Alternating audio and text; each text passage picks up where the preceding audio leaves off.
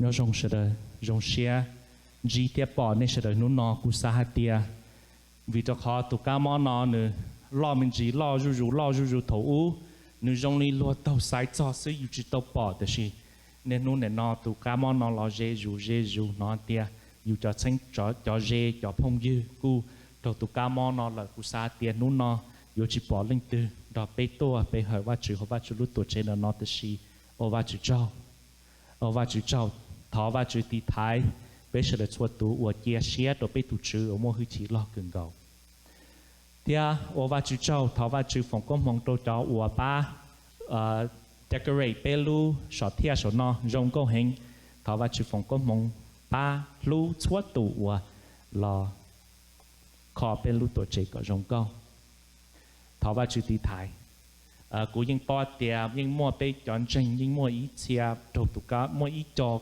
đầu tụ cá món nọ lợi xử lý và chế độ chân trọng là trái ninh chỉ hai tiệp giờ sử mình giờ sử tư kia một bể và lên theo và phát đi là trái lợi để chỉ bê chơi trò chân trọng thiên nè chân trọng thiên cho mình nhỏ bê đầu sẽ thảo vào chữ đầu lợi thiên chốt tụ và nhau học bê bình trình và đầu tụ cá món nọ lợi đó nên nó cú hiện nay bao hạt tia cú yo hai lùm can đau để si cú yo chia va chỉ tuân giúp lý chong cú lucia thầu nữ chong cú lucia hai lùm mong chè cú yo hai lùm mong thía nên cho xả lý chả nè lưu thì ta lo lời last week pe thật sự khó we talked about outreach giờ tiền nun đến này tua là giờ nên đó pe cổng hồ YouTube if you were not here if you did not worship with us on YouTube let me do a quick review. The main point qhuabqhia ya khó hạt tia bên trình bên mê nhớ hậu tây bên trình bên mê là những chỉ mua bánh sự mua outreach đầu cái tí dễ dò lú dễ dò tàn trò. Main point was that small churches they simply do not have the resources to do outreach to the entire community. So small churches they need to leverage their relationships and mostly they do outreach to their friends and their families. They penjing mainly pick up Mong Baptist mà pe mu kia pe mu outreach to pe cho cheng cho je cho phong dư phèn tàu pe Olinda. Hắn đời họ pe mu outreach to lời họ pe mu ba là pe mu lu là. The way that small churches minister do outreach to their friends and their families is through ministry to them, outreach to them. There might be some of us that wonder, what is the biblical basis of doing outreach? Is there a scripture, a specific scripture that commands us to go and to go do outreach? Outreach.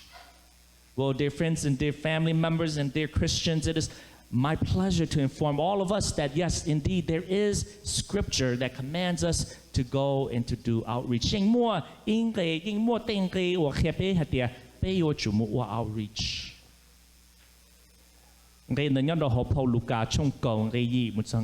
If you have your Bibles, please turn to the book of Luke, chapter 10, verse 8 to verse 9. Let us read it together. Let us read it together. The book of Luke, chapter 10, verse 8 to verse 9. This is what it says.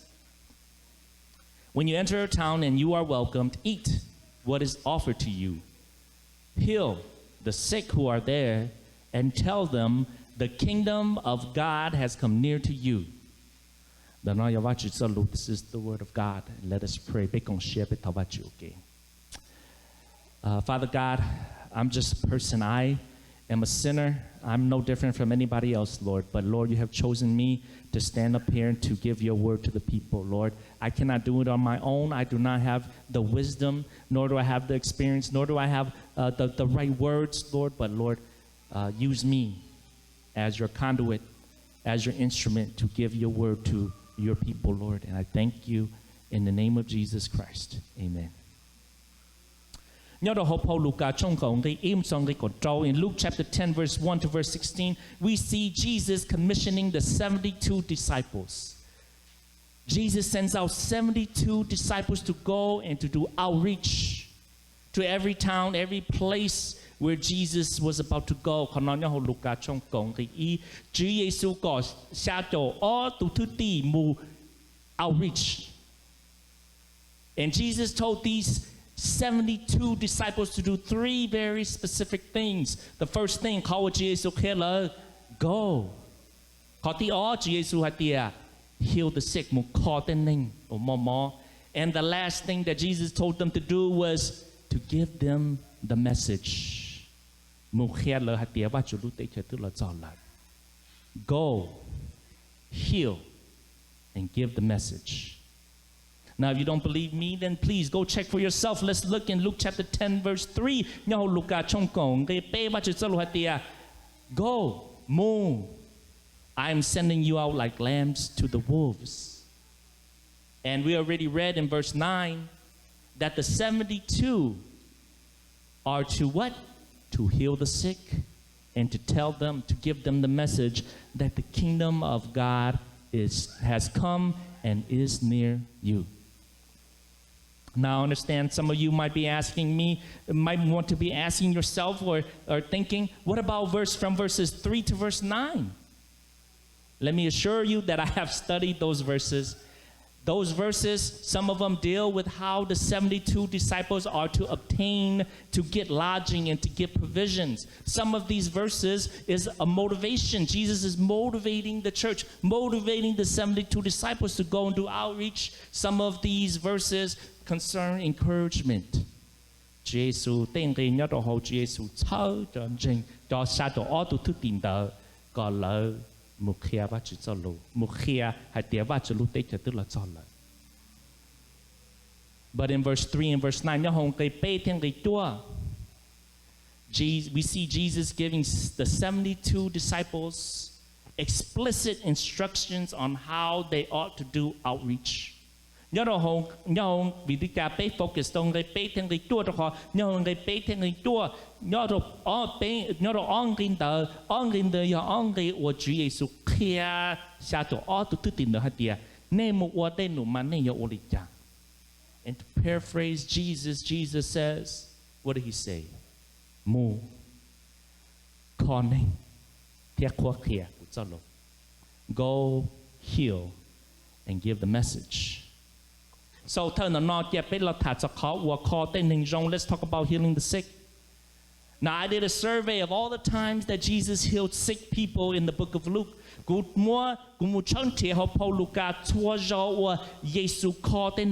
this is what I found. In every healing, there are 2 things that we need to consider. And the first one is this: how does Jesus heal? And the second thing we need to consider is, when did Jesus heal? Well,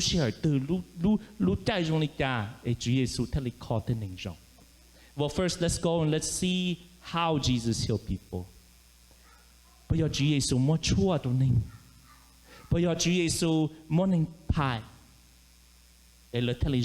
How exactly did Jesus heal the sick? Well, according to the book of Luke, two ways either Jesus laid his hands on the sick person,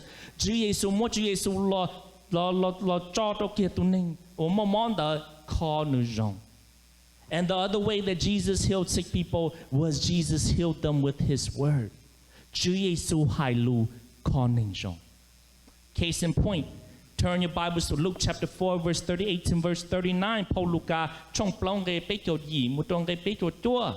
And let's read that passage together in the book of Luke chapter 4, verse 38 to verse 39. And this is what it says.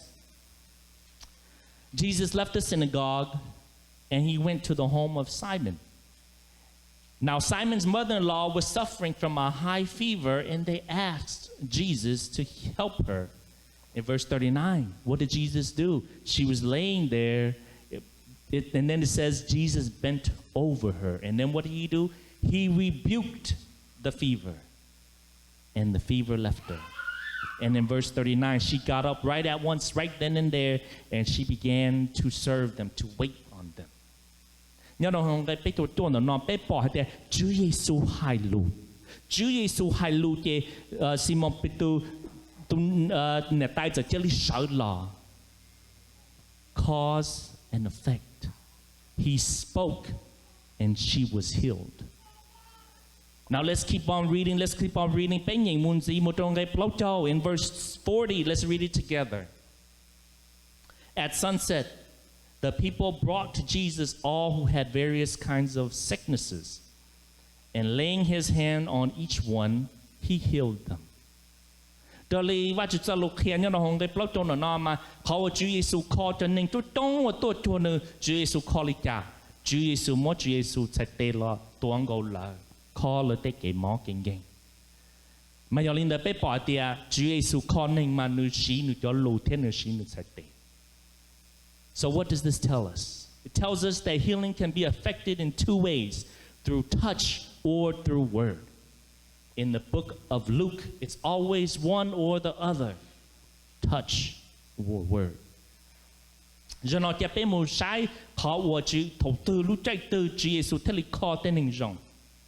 Now let's talk about when Jesus heals. In other words, in what circumstances, in what kind of situations does Jesus heal the sick? According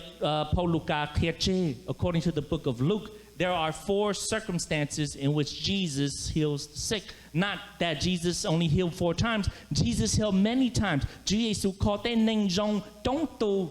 Tê tù là tự chỉ sâu tiền nhau đâu và chỉ phong đỡ. Để chỉ mua bao trái của Chúa Giêsu có tên nên rong. 4 circumstances in which Jesus healed the sick. The first circumstance is when Jesus is asked to heal. Thầu nên là Chúa Giêsu, lời thọ Chúa Giêsu call là cái móc kinh kinh. Once again, let's go back to Luke chapter 4. We were just there. Luke chapter 4 verse 38. Paul Luca trong plong cái bé chủ gì bé nhỏ của nhìn. Chúa Giêsu call Simon nè rong nè tai rong. Now why did Jesus heal Simon's mother-in-law?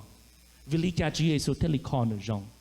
In verse 38, nhau cái bé chủ gì they asked Jesus to help her. Lời thọ Giêsu có Giêsu ba nữ thế là rong. Chúa Giêsu thế là call nữ rong. Để chỉ do để Simon chỉ nung nè. Chúa Giêsu bớt chỉnh ba nữ. If Jesus was not asked, if Simon and his friends did not ask Jesus to heal his mother-in-law, would Jesus have healed her? And that leads us to our second circumstance, when Jesus sees faith. Khó thì giờ khóว่าChúa Giêsu bỏ yêu kinh tranh hay là dùng tranh tự tia cái Chúa Giêsu khó rong. Turn now your Bibles to Luke chapter 5, verse 17 to verse 26. Paul Luca trong chi ngay cổ xa mà trong cái nên cổ trao, where Jesus heals the paralytic, the paralyzed man. Nhớ trong cái nó nhớ trong Paul Luca trong chi ngay cổ xa mà trong cái nên cổ trao Chúa Giêsu khó tu nên tu tê tu tờ. Ra nó nên Paul là you know this story. This paralyzed man tu nên tu tê tu tờ nó lùa cho nó là Chúa Giêsu. Để chỉ vì cho họ muốn nên cho trong là Chúa Giêsu muốn nhau hội lưu chế gì nên khai họ trong ta lời cho tụi nên tu tê tu tờ là cho Chúa Giêsu chỉ tao chế cho nên đâu lý cha lời giờ chế lý cho tụi nên tu tê tu tờ đâm mua sầu lưu chế sầu chế lời mua lời khơi lời trong tê ba tê chế lời trong ta they destroy the roof and then lời mà lý cha lời mà lý let him down to Jesus. They lowered him down to Jesus. What did Jesus do? We find the answer in verse 20. When Jesus saw their faith, he said, "Friend, your sins are forgiven." Thầu lỡ cho nó lo đó từ Chúa Giêsu xuống để Chúa Giêsu hay tia phong dư có cú già có thể cái chảo đó có là cú già có lúc gì già là. Now what does this mean? What does this mean? Còn nó clear biết đi chả. Sometimes you don't even have to ask Jesus. Sometimes if Jesus can see your faith, then he will heal you. do để Chúa Giêsu bỏ để có một cái chân thực tia có chân Chúa Giêsu con chân tia Chúa Giêsu mua thứ chỉ có ba có chứ Chúa Giêsu yên kho đâu có yên kho có. Now having said that, must you always show your faith? Do you have to always show your faith in order to receive healing? That leads us to our third circumstance, the third situation. Sometimes you don't even have to show your faith. Sometimes Jesus will heal you. Jesus will heal because he has compassion and mercy. For example, book of Luke chapter 13 verse 10 to verse 17. Let us read the word of God together. Luke chapter 13 verse 10 to verse 13. This is what it says in verse 10. On the Sabbath, Jesus was teaching in one of the synagogues, and a woman was there who had been crippled by a spirit for 18 years. She was bent over and could not straighten up. And when Jesus saw her, he called her forward and he said to her, "Woman, you are free from your infirmity." And in verse 13, what did he do? He laid his hands upon her, and immediately she straightened up and she praised God.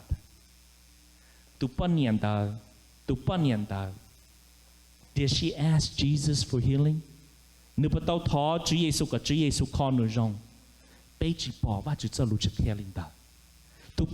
This woman, did she do something out of the ordinary to show her faith?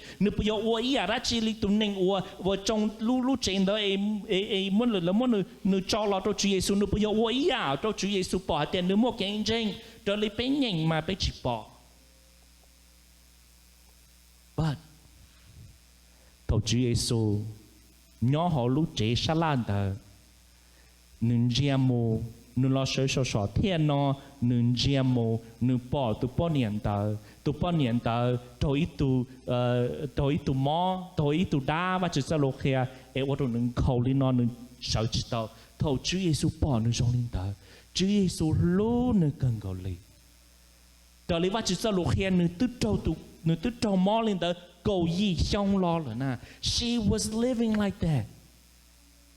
like that, hunched over, unable to sit up, unable to stand up for 18 years.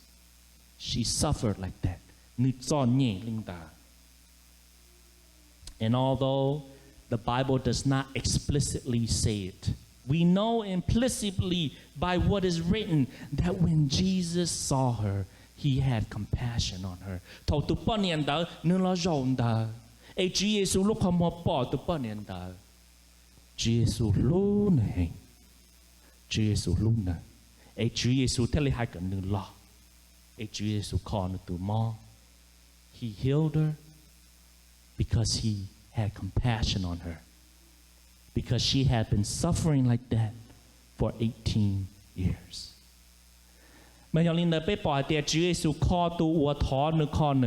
Okay? Jesus heals those who ask him. Jesus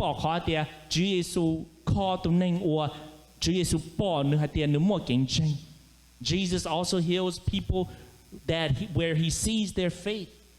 And sometimes Jesus heals out of his compassion and out of mercy.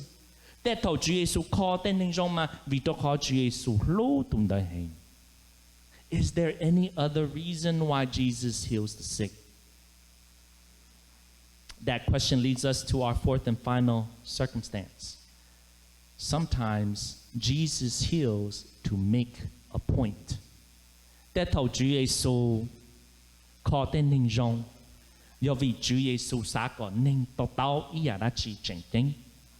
If you don't believe me,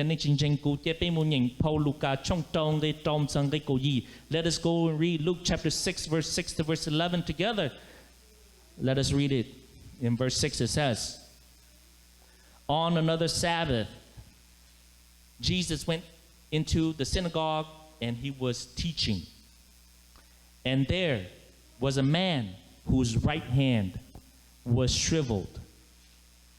the Pharisees and the teachers of the law, they were looking for a reason to accuse Jesus. So they watched him closely to see if he would heal on the Sabbath. In verse 8, Jesus knew what they were thinking. And he said to the man with the shriveled hand, "Get up, stand in front of everyone."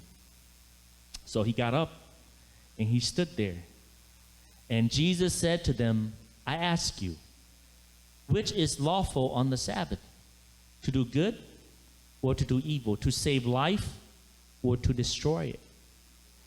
He looked around at all of them, and then he said to the man, "Stretch out your hand." And he did so, and his hand was completely restored.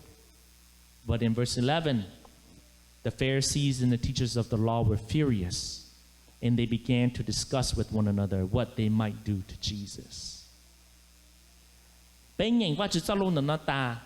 Why do we think Jesus healed this man? Vì lý do Chúa Giêsu khó tụi ninh đó nó chạy tê có rong.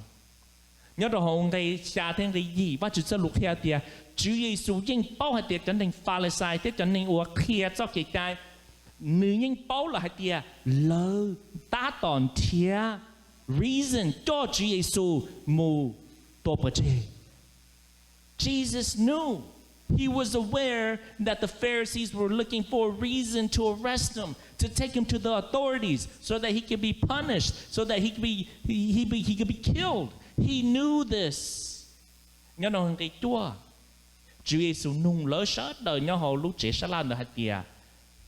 Yo hạt tìa, you ua tê ya zong.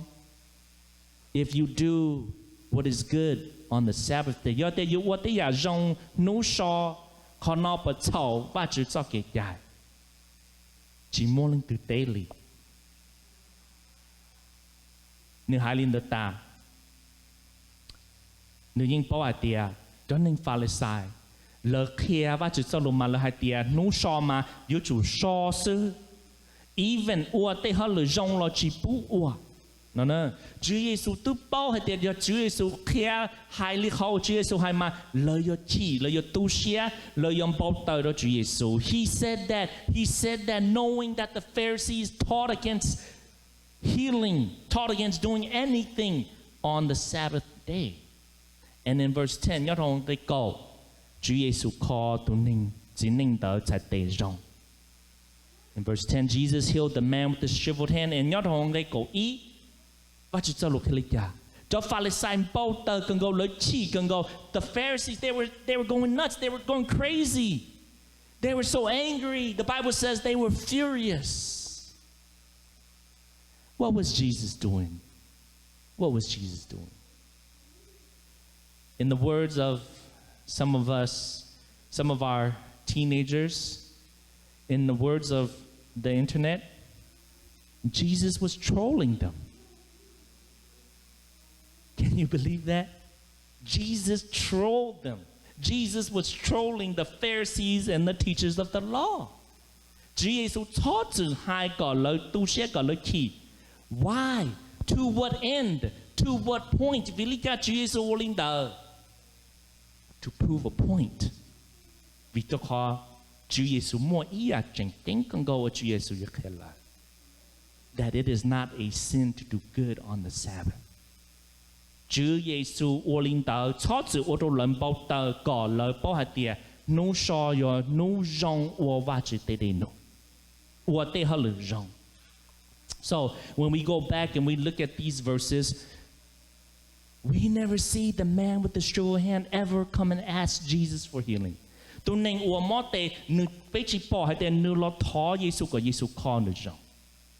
We never see him do anything to show his faith.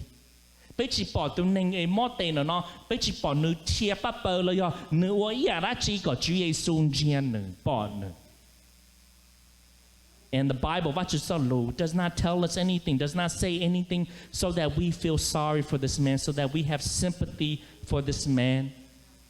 To let us know that his suffering was so great that Jesus' heart was moved into action to heal this man. Và chúng ta lúc trước khi biết hạt tuần chỉ nên nó nữ mong bồ lịch cả, ấy bê theli cú xe lù tuần nữ bê theli mong xe tuần nữ.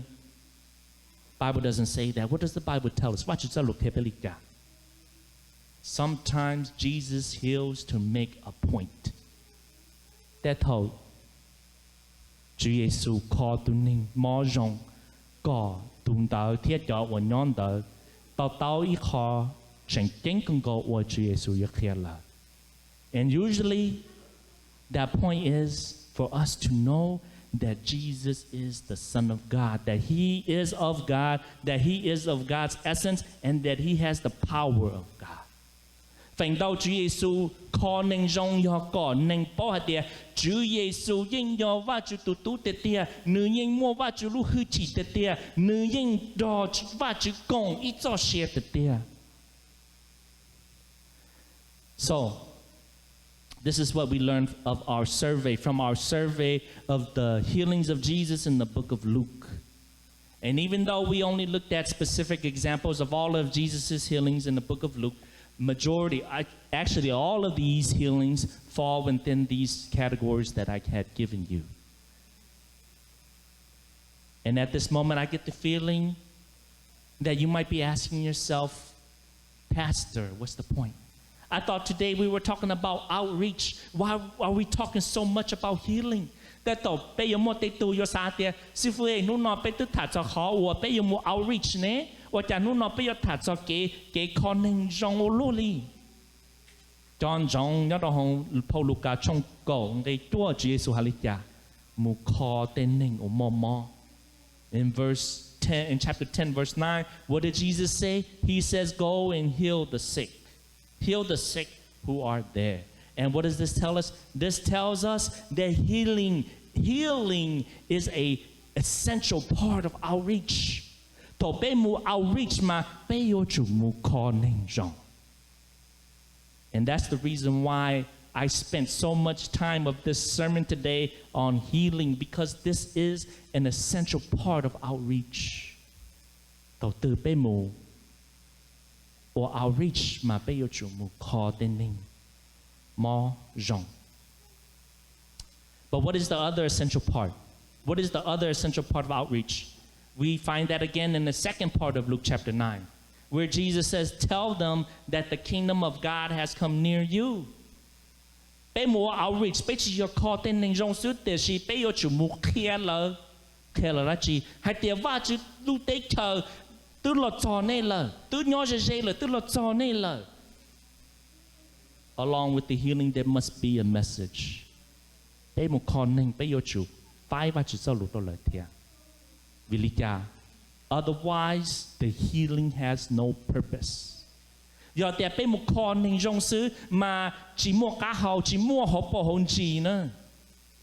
is no purpose if there is no message.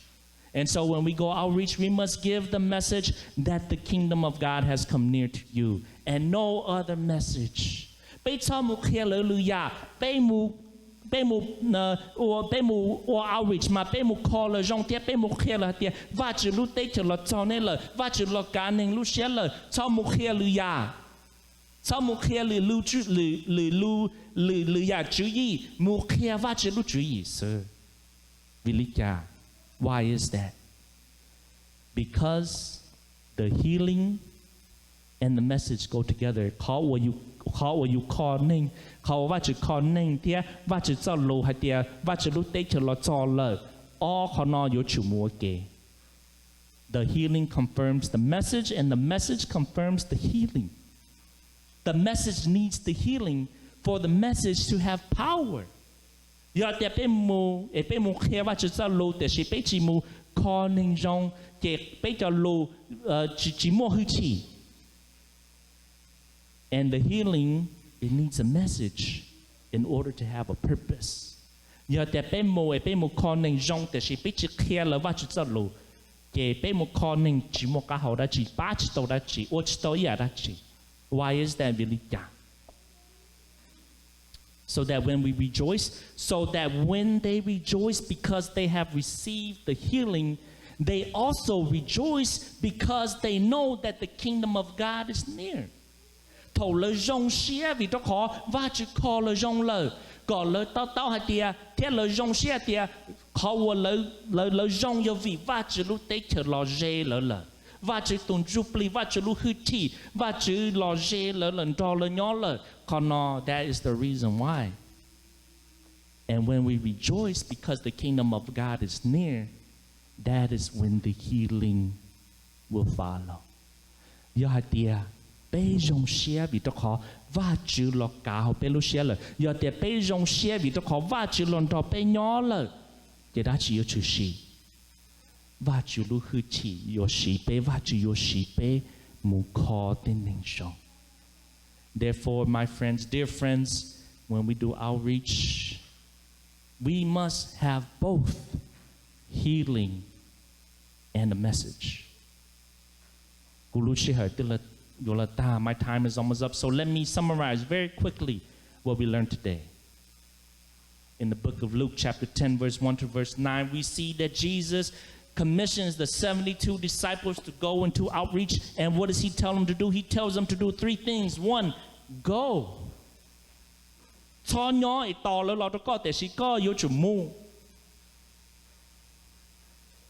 Two, Jesus says, heal. If they ask you, if you see their faith, if the Holy Spirit moves you to have compassion, if God's name needs to be glorified, heal. Let God use you, use your words, use your hands to heal them. Heal them of their demons. Call heal their sicknesses. Heal their addictions.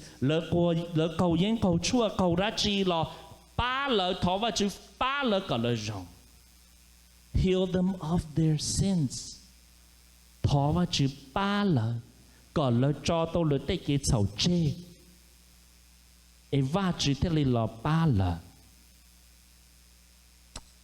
Heal them of their broken hearts and their broken minds. Có vá chữ là khó là Lucia, thế là khó là kẻ xa, thọ vá chữ. Bé một thọ vá chữ, bé một ba là, bé chỉ một bình sự khó là rong li vá chữ khó. Để chỉ vá chữ hay đồ bé hạt tiệt, vá chữ mua hư chỉ đồ bé là, lúc hư chỉ đó là ra chỉ, lúc hư chỉ đó là chữ Giêsu luôn bé.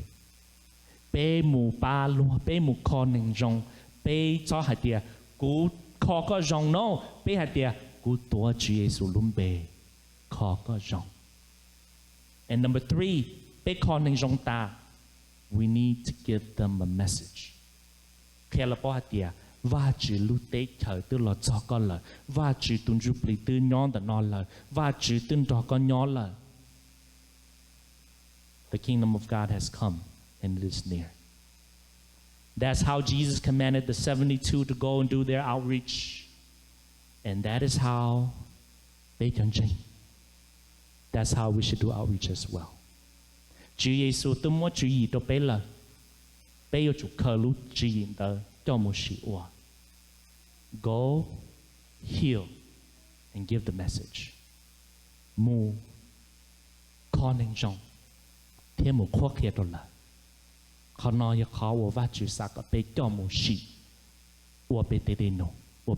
That's our application for today. Upon you, dear friends, my time is up. May the Lord show you His favor, and I hope to see you next week.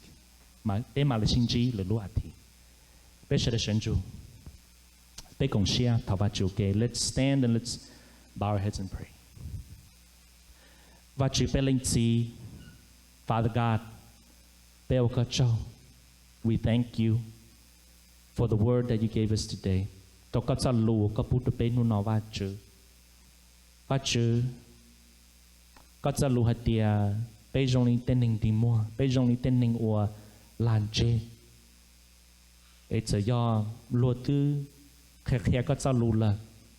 Bém lòng lò dòng lên bế chỉ nòng. Để sĩ vá chữ thọ có tuân chụp lý lò khía bế có bế tỏ tông có cho lù vá chữ có bế ngá xế có cho lù. Vá chữ giờ yá cú chỉ sơ khía có cho lù lò vá chữ. thọ có trông là lúc xé cả lời sợ đợt chuột tụ chỉ hai chọn nhỏ hồ nó chỉ hai chọn nhỏ hồ YouTube cả lấm lòng lời tao tao. We thank you, Lord, for your word, and you have told us, you have already instructed us, you have given us everything we need to go and do outreach, and you tell us to go to heal and to give the message. Lord, give us this ability, give us this skill, give us this heart. Ba bé có bé chơi một khó tên hình rong. Ba bé có bé chơi một khía có cho lộ. Lord, enable us, empower us to do your work and your will on this earth while we are still here. We live in a time of COVID-19, and some of us may wonder, how are we going to do this, Lord? Lord, by man's own strength, it is not possible. But with you, as long as we have you, everything is possible. And Lord, we pray for your kingdom to come. We thank you in the name of Jesus Christ. Amen.